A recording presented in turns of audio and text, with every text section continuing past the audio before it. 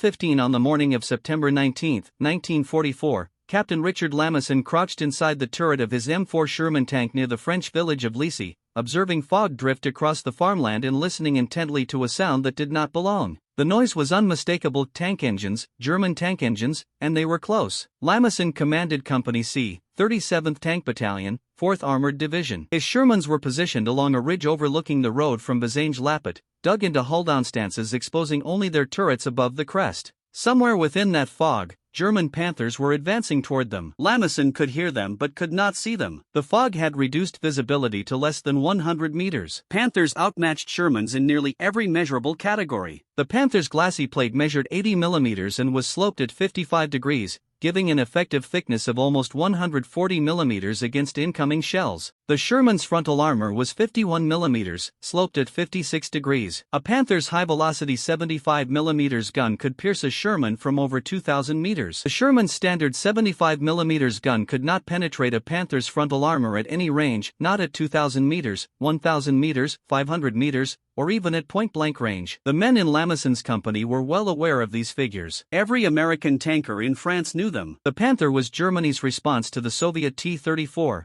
a 45-ton Predator designed specifically to destroy enemy armor. The Sherman weighed 33 tons and had been designed to support infantry, exploit breakthroughs, and maneuver through gaps in enemy lines. It was never intended to fight other tanks. The task fell to tank destroyer battalions armed with specialized anti-armor weaponry. On paper, this engagement should have been a massacre. What neither Lamison nor the German commanders advancing through that fog realized was that the next 11 days would become one of the most decisive American armored victories of the war. 200 German tanks and assault guns would be destroyed or disabled. American losses would total 48 tanks. The kill ratio would exceed 4-to-1 in favor of the Americans. And none of it would happen because of superior equipment. It would happen because farm boys from Iowa, factory laborers from New Jersey, and schoolteachers from Illinois had mastered something the Germans had forgotten. In tank warfare, the crew matters more than the machine. Training matters more than technology. Teamwork matters more than tonnage. What unfolded near that small French village of Arracourt would demonstrate that doctrine and leadership could overcome technological disadvantage. It would become a required study at American military academies for decades, proving that the men who maintained, manned, and commanded the supposedly inferior Sherman tanks were anything but inferior themselves. The 4th Armored Division had been racing across France since late July 1944. After breaking out from the Normandy beachhead during Operation Cobra, the division became the spearhead of General George Patton's Third Army. They advanced so quickly that German units often found themselves surrounded before realizing the Americans had arrived. Towns fell before their garrisons could organize resistance. Supply depots were captured intact. German soldiers, who had been told the Americans were soft and poorly led, discovered neither description was accurate. The division was commanded by Major General John Shirley Wood, a man his soldiers nicknamed Tiger Jack. Wood was aggressive, unconventional, and admired by his troops. Before the war, he had been a professor of French at West Point, earning the nickname Professor among his peers,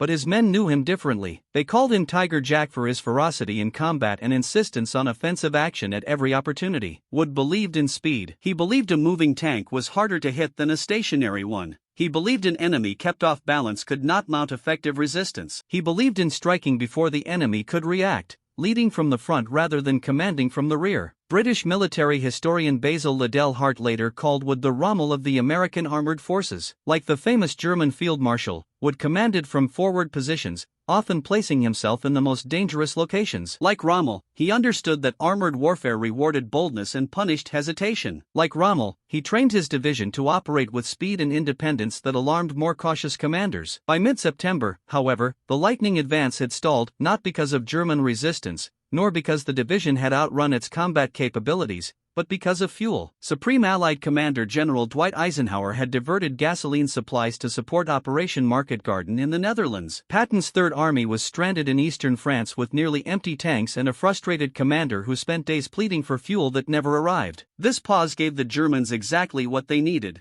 time. Adolf Hitler ordered an immediate counteroffensive. The goal was to destroy the American bridgehead over the Moselle River and push Patton's forces back into central France. If successful, the attack would allow Germany to consolidate defenses along the Siegfried Line and prepare for the coming winter. Hitler believed a sharp defeat might convince the Americans to negotiate rather than continue their costly advance. To execute this, the German 5th Panzer Army assembled 262 tanks and assault guns, including over 100 formidable Panther tanks, the finest medium armor Germany produced. The force also included Panzer IV tanks, assault guns, and armored personnel carriers. It was divided into two new Panzer brigades, the 111th and 113th, plus elements of the veteran 11th Panzer Division. On paper, this was a formidable force, and the planners expected a swift victory. They intended to strike the American spearhead with overwhelming armored strength, annihilate the 4th Armored Division, and roll up the 3rd Army's flank before Patton could react. Reality, however, proved very different. The German panzer brigades were not elite formations. They were improvised units hastily assembled to meet Hitler's timetable. Corps personnel came from survivors of decimated divisions on the Eastern Front, men who had endured the Soviet summer offensive and emerged with shattered nerves and broken units. While experienced, these veterans were exhausted, demoralized, and scattered across Germany, awaiting new assignments. To fill the brigades, the German army pulled Luftwaffe ground personnel who had never operated tanks, naval personnel from ships that would never sail again, and young conscripts with minimal training. Most crews had received only 2 weeks of instruction before being sent into combat, 2 weeks to drive a 45-ton vehicle, load, aim, and fire a high-velocity cannon, and work as a cohesive 5-man team in a steel box where a single mistake meant fiery death. Many could not read maps. Some had never fired their main guns in live exercises due to fuel shortages. Others had never driven their tanks at night or in fog. They knew armored warfare in theory, but not in practice. These crews were issued brand new Panther tanks, machines that demanded experienced handling and maintenance, and were told to destroy Patton's spearhead. The Panther was magnificent but also temperamental. Its transmission was notoriously fragile, requiring careful driving that inexperienced crews rarely provided. Its front final drives, manufactured from lower quality steel due to Germany's dwindling resources, wore out quickly under rough treatment. Experienced crews knew how to handle these components, avoid abrupt starts and stops, and maintain their machines. Inexperienced crews did not. German maintenance records from the campaign show that mechanical failures were almost as devastating as combat losses. Panthers broke down on marches before reaching battle. Transmissions failed during maneuvers. Engines overheated because crews did not know proper warm-up procedures. Of the tanks lost during the Arracourt fighting, nearly as many were abandoned due to mechanical failures as were destroyed by enemy fire. The veteran German crews who had fought from Poland to France to Russia knew how to keep their tanks operational. They understood warning sounds, vibrations, and subtle indicators of impending failure. But those experienced crews were dead, captured, or scattered across Europe. The men now climbing into Panthers had no such expertise. They were told they were operating the finest tanks in the world, but what they were not told was that these tanks required the finest crews in the world to reach their full potential. Opposing them was Combat Command A of the 4th Armored Division, commanded by Colonel Bruce Clark. Clark, an engineer by training, graduated from West Point in 1925 and earned a degree from Cornell. He was a problem solver, a student of mobile warfare, and one of the most capable tactical commanders in the American Army. Clark's command primarily consisted of the 37th Tank Battalion under Lieutenant Colonel Creighton Abrams, the 53rd Armored Infantry Battalion, elements of the 35th Tank Battalion, the 704th Tank Destroyer Battalion equipped with M18 Hellcats, and supporting artillery from multiple field artillery battalions. Clark had roughly 45 tanks to oppose the German attack. The Germans were bringing 130, but Clark had something the Germans did not. His men had been fighting together since Normandy. They had learned each other's habits, trusted each other's judgment, knew how to coordinate without extensive radio communication. More importantly, they had spent 2 years training under Tiger Jack Wood before entering combat. 2 years, 730 days of maneuvers, exercises, simulations, and critiques. 730 days of learning to work as teams. 730 days of building the kind of trust that allowed tank commanders to know what their wingmen would do without asking. The training had not been easy. Wood pushed his men hard, demanding standards that some officers thought excessive. Crews conducted live fire exercises in conditions that simulated combat as closely as possible. They trained at night in bad weather over unfamiliar terrain. They made mistakes and learned from them. They failed and tried again. But more than technical skills, Wood trained his men to think. He wanted tank commanders who could assess a situation and act without waiting for orders. He wanted gunners who could engage targets without being told. He wanted drivers who understood tactical movement, not just how to steer a tank. He wanted crews who functioned as teams, each man knowing his job and trusting his crewmates to know theirs. This philosophy extended throughout the division. Officers at every level are expected to take initiative to exploit opportunities without waiting for approval from above. Radio communications were used to coordinate, not to control. Commanders trusted their subordinates to make good decisions because they had trained with those subordinates for 2 years and knew their capabilities. The German army had once operated the same way. The concept of mission type tactics, called Alfras tactic, was a German invention that had made their early war victories possible. But by 1944 the German army had lost most of the officers who understood and practiced this approach. The men leading the Panzer brigades at Arracourt were strangers to each other, operating under centralized command structures that required approval for actions their American counterparts executed automatically. The German crews had received 14 days. That difference would prove decisive. The first indication that something unusual was happening came on September 14, 5 days before the main battle began. The 37th Tank Battalion had pushed east across the Moselle River and driven deep into German-held territory. Near the village of Valhy, they encountered German forces from the 15th Panzer Grenadier Division, a veteran unit that had been fighting since North Africa. Sergeant Joseph Sadowski was commanding the 2nd Tank in the lead column as Company A entered the village square. Sadowski was 26 years old, born in Perth Amboy, New Jersey, to a Polish immigrant family. He had enlisted in the Army in May of 1941, months before Pearl Harbor, and had been with the 37th Tank Battalion since its formation. By September of 1944, he was one of the most experienced tank commanders in the division.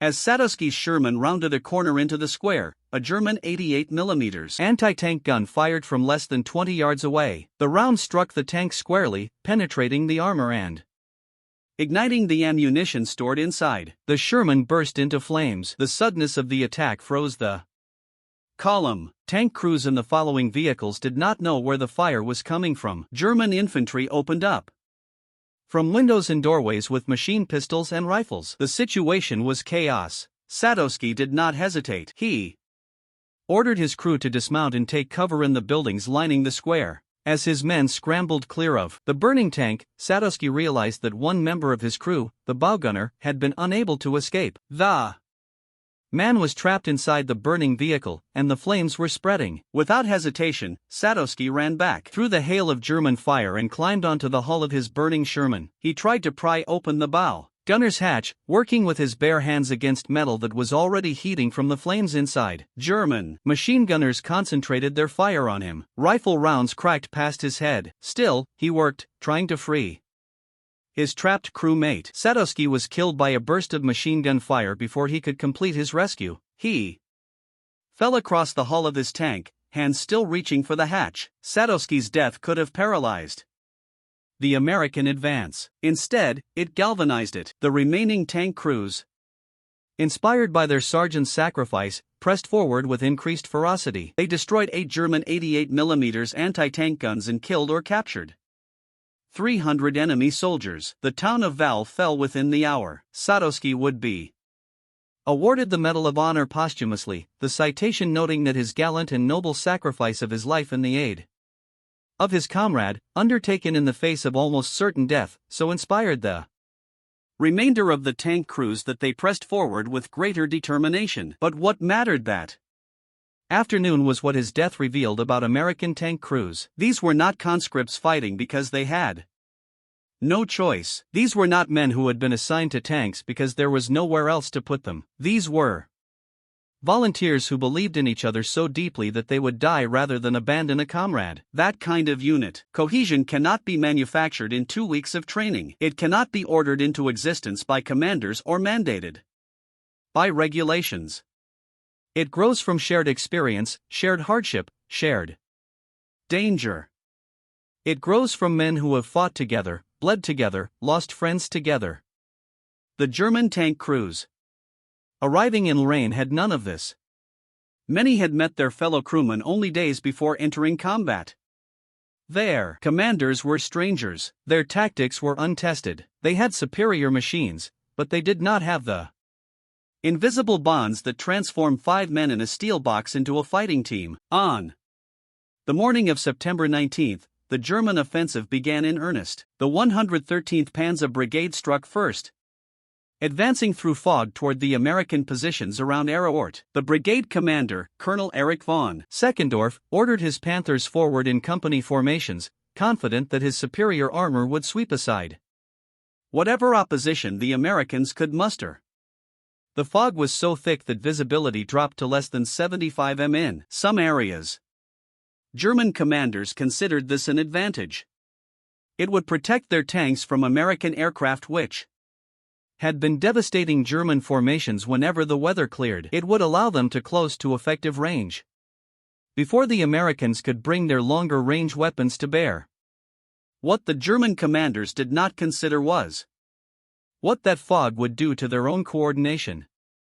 The 113th Panzer Brigade had virtually no reconnaissance units. The haste of its formation had not allowed for proper organization of scouts and forward observers. The brigade advanced blind, its Panthers feeling their way forward through the murk with no clear picture of what lay ahead. This was a fundamental failure of German planning. Reconnaissance had always been a German strength. Their pre-war Panzer divisions had included specialized reconnaissance battalions that scouted ahead of the main force, identified enemy positions, and provided crucial intelligence. But the Panzer brigades had been assembled too quickly to include such units. They were all fangs and no eyes. The American forces, by contrast, had excellent reconnaissance. The 25th Cavalry Reconnaissance Squadron provided continuous information about German movements. Artillery spotter aircraft, when weather permitted, observed enemy formations from above. Infantry patrols probed German positions and reported what they found. Colonel Clark knew where the Germans were. The German commanders did not know where he was. This asymmetry of information proved decisive. The Americans could prepare positions, coordinate supporting fires, and position reserves to meet attacks they knew were coming. The Germans stumbled forward into ambushes they never saw coming, engaged enemies whose positions they never identified, lost tanks to fire from directions they never expected. Captain William Dwight was the 37th Battalion's liaison officer to Combat Commander Headquarters. Shortly after 7 that morning, he was returning from a routine coordination meeting when he spotted movement in the fog. Panthers, German Panthers, and they were heading directly toward Colonel Clark's command post. Dwight did not wait for orders. He grabbed a platoon of M18 Hellcat tank destroyers and a handful of Sherman crews and organized an immediate defense of the road leading to headquarters. The M18 Hellcat was an unusual vehicle. It mounted a 76mm gun that could penetrate Panther-side armor at close range, but it carried almost no armor of its own. The Hellcat's protection was its speed. It was the fastest tracked vehicle in the American inventory, capable of 55 miles per hour on roads. Its crews called it the fastest thing on tracks. In the fog, speed meant nothing. Every engagement would be at close range, where the Hellcat's thin armor made it terribly vulnerable. A single hit from a Panther's gun would destroy it, but Dwight had no other options. The Panthers were coming and someone had to stop them. What followed was a desperate running battle through the French countryside. Dwight's tank destroyers engaged the Panthers at distances sometimes measured in dozens of yards rather than hundreds. At such ranges, the Panthers' superior gun and armor meant nothing. The M18 crews used their speed to dodge between hedgerows and farm buildings, snapping off shots at exposed flanks before disappearing into the fog. 9 Panthers burned that morning near the command post. Dwight lost 3 of his 4 Hellcats, their thin armor no match for the German guns, when the Panthers managed to get clear shots. But he held them long enough for reinforcements to arrive, long enough for Clark to organize a coherent defense, long enough for the German attack to lose its momentum. Dwight survived the battle. He would later receive the Distinguished Service Cross for his actions that Warning, the citation noting that his rapid and heroic action was largely responsible for preventing the enemy from overrunning the command post. While Dwight fought his delaying action near headquarters, the main German assault was developing against Company C of the 37th Tank Battalion near the village of Lazy. Lamison had positioned two of his Shermans in a concealed position overlooking the Bzange Road, their hulls dug into the reverse slope of a small ridge so that only their turrets were visible. The position had been prepared during the night by crews who understood that their survival depended on using terrain to compensate for their tank's inferior armor. The tank commanders in those forward positions had been watching the fog since before dawn, listening to the distant rumble of engines and waiting for targets to appear. When the Panthers finally emerged from the mist, they were less than 75 m away. At that range, even the Sherman's standard 75mm cannon could penetrate Panther armor. Not the front, which was too thick and too well sloped, but the sides and rear were vulnerable, especially at close quarters where the American rounds could strike at favorable angles. The lead Panther never saw what killed it. An American gunner put a round into the turret ring where the rotating turret met the hull. The Panther lurched to a stop and began to burn. A second Panther tried to reverse but exposed its thinner rear armor in the process. The Sherman crew destroyed it before the German driver could complete his turn. The German column had walked directly into an ambush. Their inexperienced crews had no idea where the fire was coming from. The fog concealed the American positions and the smoke from burning tanks added to the confusion. Some Panther commanders tried to advance looking for targets. Others tried to retreat. Some sat motionless, their crews paralyzed by the sudden violence. The result was chaos. Lamison coordinated his platoon by radio directing tanks to positions where they could engage the confused Germans from multiple directions. American crews who had trained together for 2 years executed fire and maneuver drills without conscious thought, each tank commander knowing where his wingmen would be and what they would do. The German crews fighting together for the first time had no such coordination. When their radios crackled with orders, they often could not identify who was speaking or what unit was being addressed. When Panthers moved to support each other, they sometimes drove into the fire of other Panthers who mistook them for American tanks in the fog. By the time the fog began to lift around noon, 43 German tanks lay burning across the battlefield. American losses that first day were 8 tanks, 5 Shermans, and 3 tank destroyers. The disparity in losses was staggering. The Germans had committed their best armor, outnumbered the defenders by nearly 3-1, and achieved tactical surprise in the fog. By every conventional measure, they should have won. Instead, they had been destroyed.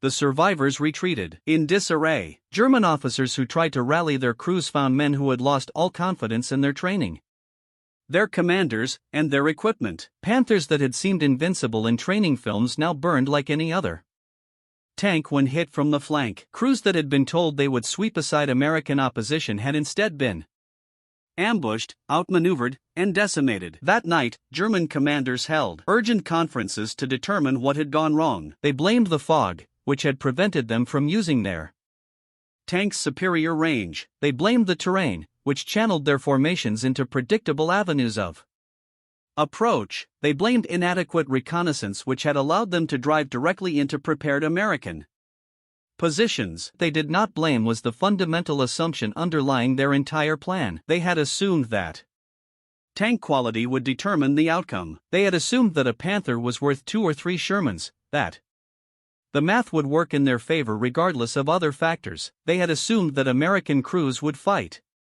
as German crews fought, tank against tank in stand-up duels where superior armor and firepower would decide. None of these assumptions proved correct. The German commanders could not understand what had happened. Their Panthers had superior firepower and armor. Their formations outnumbered the Americans nearly 3-1. Yet they had been massacred. The answer lay in something German intelligence had completely failed to consider. The Americans were not fighting tank against tank in stand-up duels where superior armor would decide the outcome.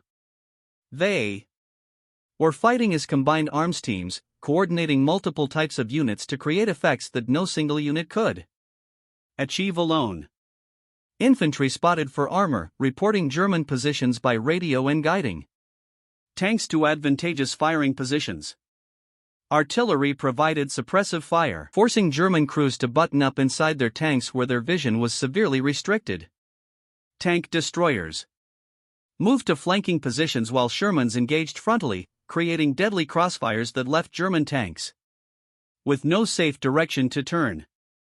And when the weather cleared, even briefly, aircraft from the 19th Tactical Air Command vetoed onto German reinforcements, attacking supply columns and reserve formations before they could reach the battle. This was combined arms warfare as the American Army had developed it over 2 years of training and 2 months of combat. This was the doctrine that Tiger Jack Wood had drilled into the 4th Armored Division.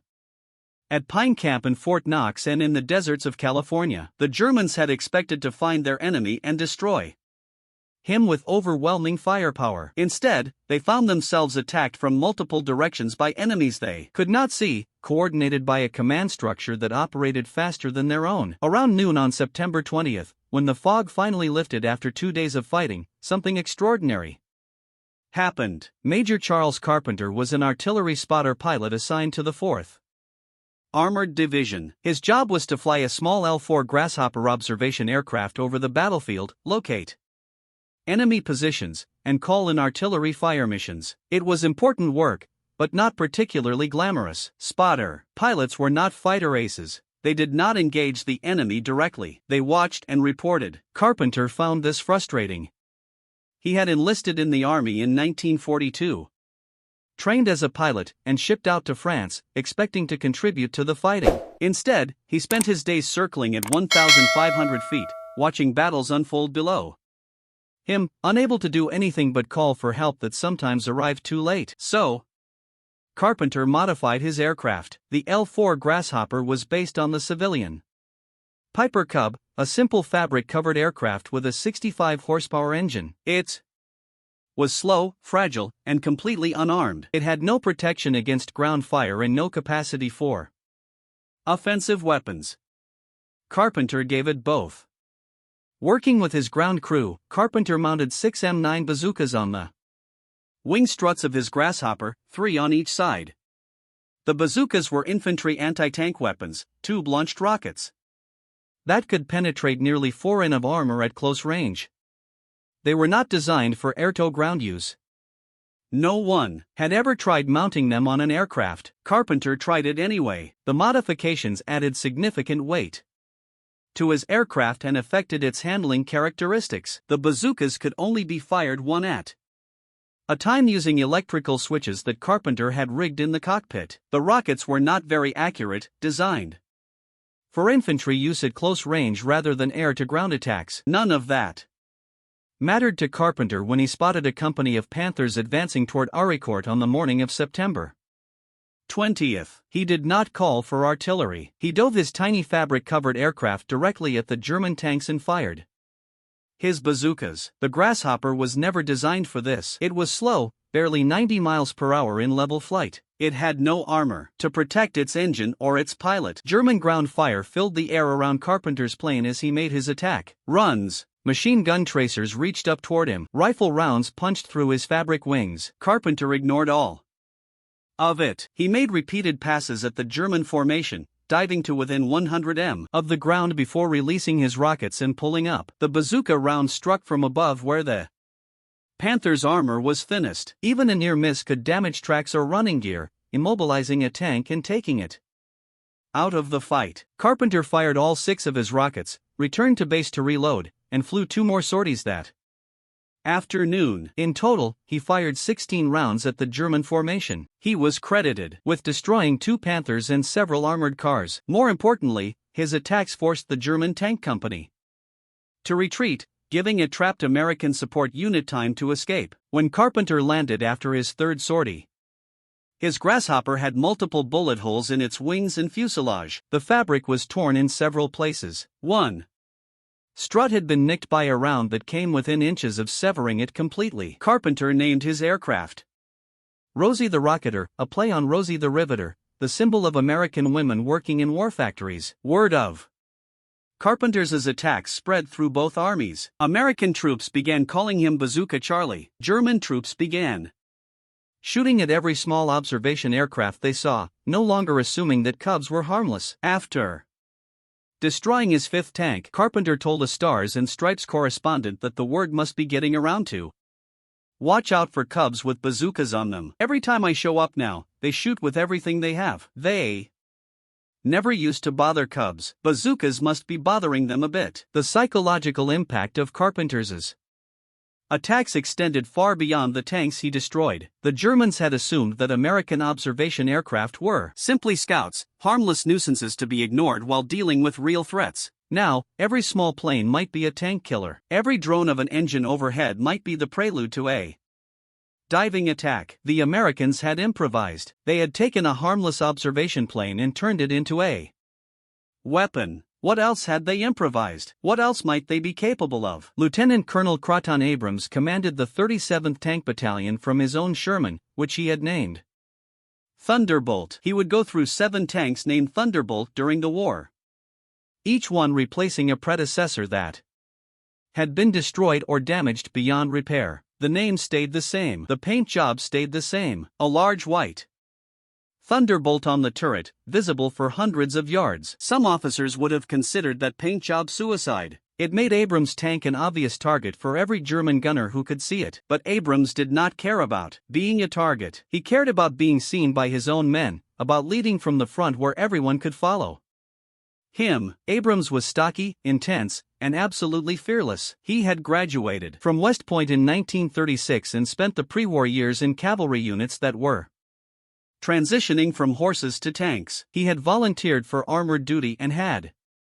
commanded the 37th Tank Battalion since July of 1942, more than 2 years of training his men, learning their capabilities, building the kind of trust that allowed him to lead from the turret of a tank then from a command post miles behind the lines. His men revered him not because he was easy on them. Abrams was demanding, insistent on high standards, unforgiving of sloppiness or laziness. In Abrams's outfit, nobody drifted. One of his sergeants would later recall, they revered him because he never asked them to do anything he would not do himself. When the fighting was heaviest, Abrams' Thunderbolt was in the middle of it. When the situation was most dangerous, Abrams was there, his voice crackling over the radio, his tank leading the charge. On September 20th, Abrams personally led a tank assault against German forces that had outflanked 2 of his companies. The situation was critical. German Panthers had penetrated the American lines and were threatening to roll up the battalion from the flank. Abrams did not wait for orders. He did not coordinate a careful response or request reinforcements. He gathered what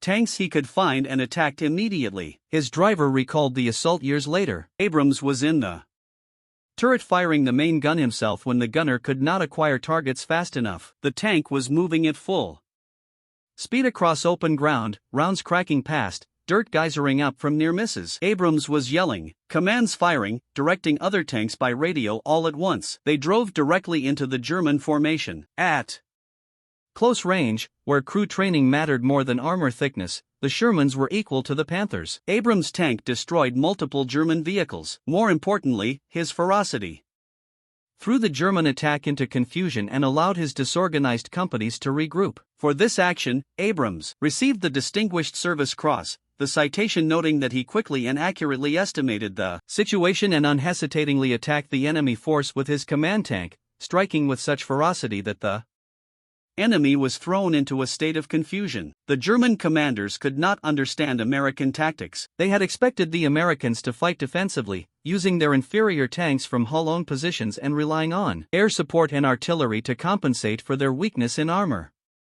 That was what doctrine said inferior forces should do. That was what sensible commanders would do. No one told Croton Abrams to be sensible. The fighting continued for 11 days. Each morning, German commanders threw fresh attacks at the American positions.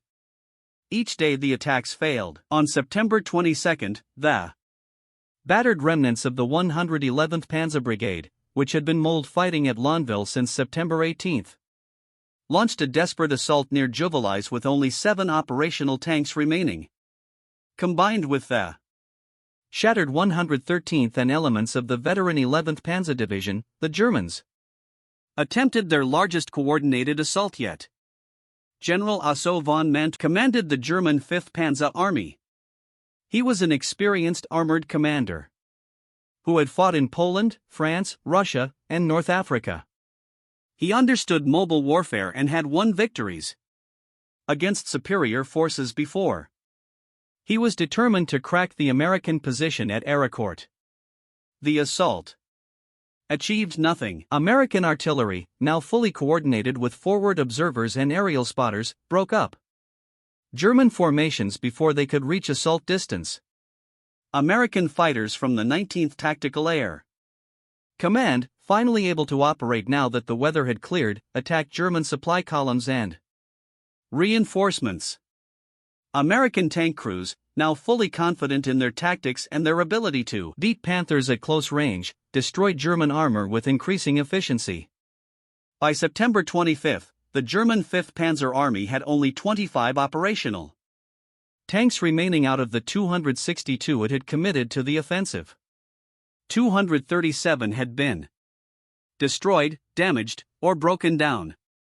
Many had been abandoned by their crews when minor mechanical problems left them stranded. Problems that experienced crews might have repaired, but inexperienced crews could not diagnose. The counteroffensive was over. What had begun as Hitler's plan to throw Patton back across central France had ended as one of the most lopsided American armored victories of the war. The 5th Panzer Army, which had been assembled at great cost to strike a decisive blow, had been reduced to a shell. The Panzer brigades that were supposed to demonstrate the continuing potency of German armor had instead demonstrated its limitations when crewed by inadequately trained men.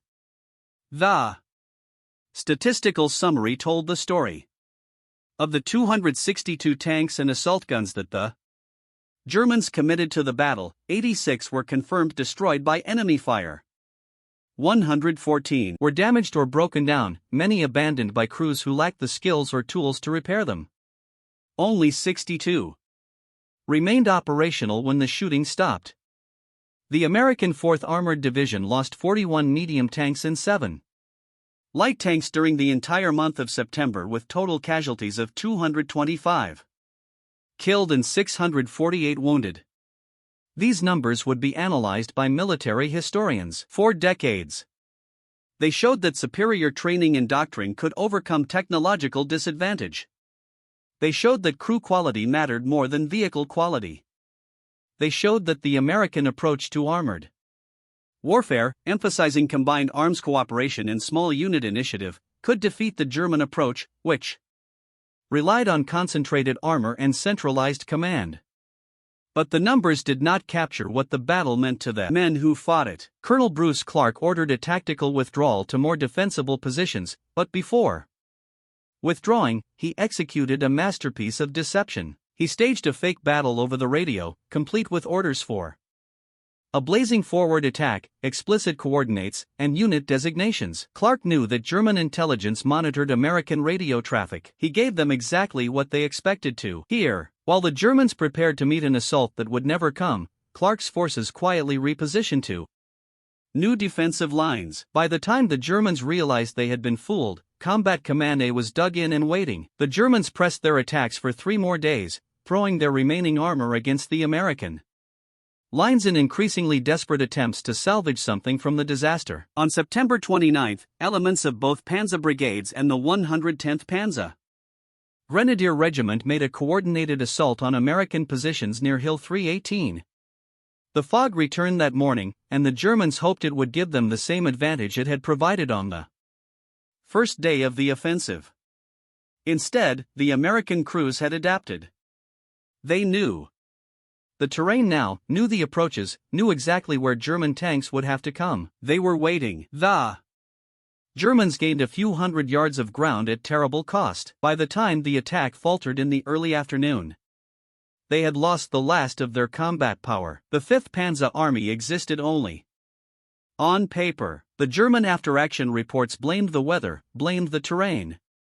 blamed the lack of air support, blamed the fuel shortages that had hampered training. They did not blame the fundamental flaw in their approach. The Panzer brigades had been designed as shock formations, masses of armor that would overwhelm enemy defenses through firepower and numbers. This doctrine had proven effective on the Eastern Front, where Soviet formations frequently fought with poor coordination and inflexible tactics that made them predictable. German tank crews had learned to exploit these Soviet weaknesses, mastering timing and positioning that allowed them to destroy T-34s with consistency, but the Americans did not fight like the Soviets.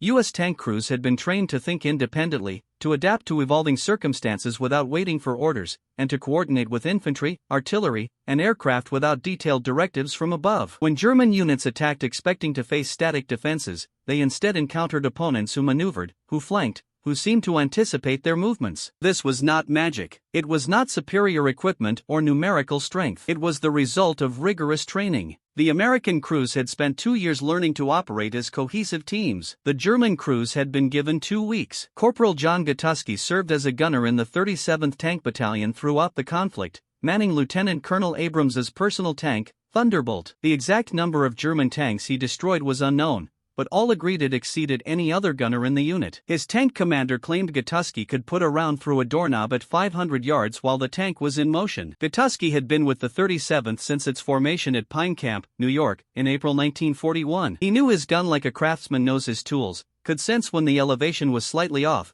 and could compensate for wind and movement instinctively. More importantly, he knew his crew. He understood how his driver would respond to commands, knew the loader's timing, and anticipated his commander's instructions well enough to begin traversing the turret before the command was fully spoken. They had worked together so long that words were unnecessary in most situations. The German gunners opposing Gatuski had been Luftwaffe ground personnel just 3 months earlier. They had trained on the Panther's advanced optical sights, studied the ballistics of the high-velocity 75mm gun, and practiced on simulators and firing ranges. They understood the theory but did not know each other. When a target appeared, the German gunner had to wait for instructions from his commander, a stranger. He had to trust that his loader, another stranger, would select the correct round. He had to hope that his driver, whom he had barely met, would position the tank correctly. Gatuski's crew operated as a single organism. They had been functioning as one unit for over 2 years. The Germans had superior optics, superior firepower, and superior armor, but they did not have Gatuski. They did not have crews who had fought together across France. They did not possess the invisible advantage of cohesion. The battle would be studied in military academies worldwide for decades, serving as a textbook example of how a well-trained force with inferior equipment can defeat a poorly trained force with superior machinery. It demonstrated the value of combined arms coordination, unit cohesion, leaders who trusted their subordinates, and subordinates who trusted their leaders.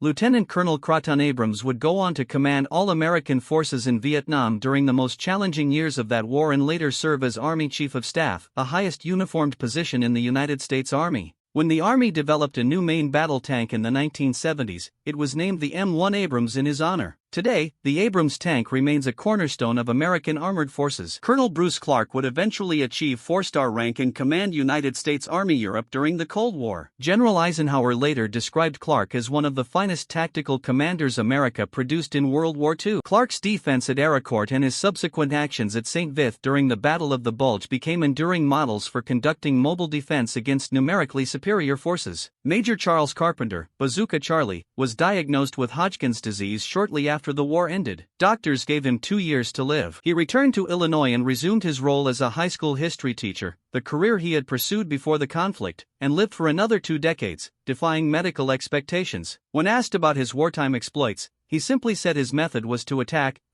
and then attack again. He died in 1966 at 53. The 4th Armored Division continued to serve as Patton's spearhead until the end of the war. In December 1944, during Germany's final major offensive in the Ardennes, the division raced 150 miles in 19 hours to relieve the surrounded 101st Airborne Division at Bastogne. Lieutenant Charles Boggs of Company C, 37th Tank Battalion, commanding a Sherman nicknamed Cobra King, became the first American tank to break through the German encirclement on December 26, 1944. The relief of Bastogne became one of the most celebrated American actions of the war. The men who fought at Arracourt did not consider themselves extraordinary. They were farm boys, factory workers, schoolteachers, and mechanics from small towns across America, such as Perth Amboy, New Jersey, where Sergeant Sadowski grew up, and Urbana, Illinois, where Bazooka Charlie Carpenter had taught. They did not have superior machines. The Sherman was inferior to the Panther in nearly every technical aspect. They did not have numerical superiority,